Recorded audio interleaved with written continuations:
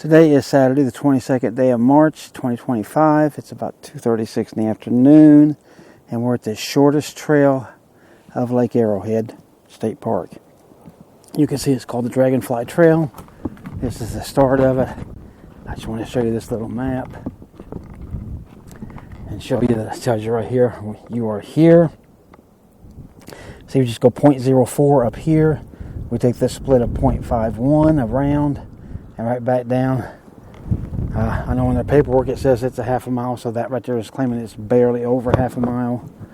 But either way, no big deal. But I don't think there'll be much on this trail, but you know, you never know, you might be surprised. But you can see it's like every place else in this park starts off with these rusty looking trees, and I still want to find out what kind of tree is that and what in the world causes it. So there's a bunch through there. And then look, we got this little bowed one right here. So I'll take you to this one right here. Look at it. It's bowing right across the trail. See it right there. We'll just walk under it. And there we go. Alright, so I'll look and see if there's anything at all worth bringing to you here. Okay, we just ran across this sign. You see that? Honey Mesquite. You can see that other name. And look at this. So this looks to be the answer to the question about these trees. And my wife, give her credit, she did say yesterday that this was some sort of a mesquite, and apparently that's right, it's a honey mesquite, because you can see it's got a little bit of that color on it. So this is definitely it. So honey mesquite tree. So when I see these rusty trees, I got to think honey and say, oh yeah, that's a honey mesquite, instead of rust collar like we thought. It's a honey collar, apparently by somebody, whoever named the thing.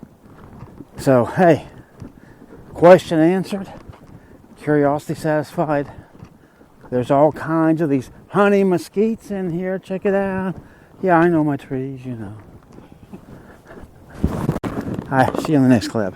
That right there, my wife said it looks like a claw, and she's right. I mean, you just look at it, and it's just a big old spooky hand like that. But that's not the main thing I wanted to show you. And not the honey mesquite either. But right here, there's a pretty good patch of prickly pear here. And it's funny, as you know, the last park, but at Colorado City, 2 parks ago, they had the most prickly pear of any place I've ever seen loaded in the world, and the biggest. These are just sort of normal size, but you can see it's a pretty good patch. And for here, from what we've seen, this is a big patch. So in case you don't know that's prickly pear, you see right there, and you can see the little strawberry things that grow on top of it when it's making fruit anyway. And so just wanted to show you that, something interesting on the trail. And a bunch more of these honey mesquite. Man, I mean that is still weird with that color. I mean, this is just abundant. All right, hang on a second, we'll look at something else. And there are feral hogs in this park. You don't see them, but you see their work, and you see where they're just rooting everywhere. But this is my thing of interest. Look at this. So this is another one of these honey mesquites, but look at how, see, it goes from here, and look at the whole center part right there, and it goes up, and that goes out there. So I mean, that's sprawling. Then we got this other one. It's not attached to it, but it is close. See that? There's just a little break in between them right there. They're almost together. And then it just lays down going out there. Alright, so check this out. An owl house. Look at this guy. I mean, he almost looks like a rock. And here you can pause that and read all of that. I'm trying to get the... Yeah, get most of the shadow off of that anyway.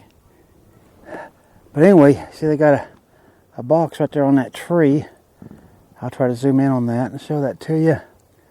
But that's an area, I guess, where they'll live at and hang out at. So there we go. So here goes the trail. We're heading on our way back. So don't know how much more of this there'll be, but we'll see in just a second. But you know what? Before I shut this off, got another sign here. Let's just look at it together.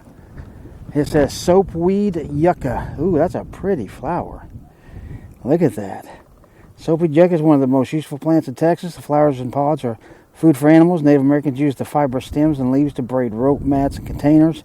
When pounded, the roots make soapy suds for washing. In a good year, the soapweed yucca can grow up to 7 feet tall. So apparently some of that is out here that we're not seeing yet. But maybe some of that right there is it, I guess. I don't know.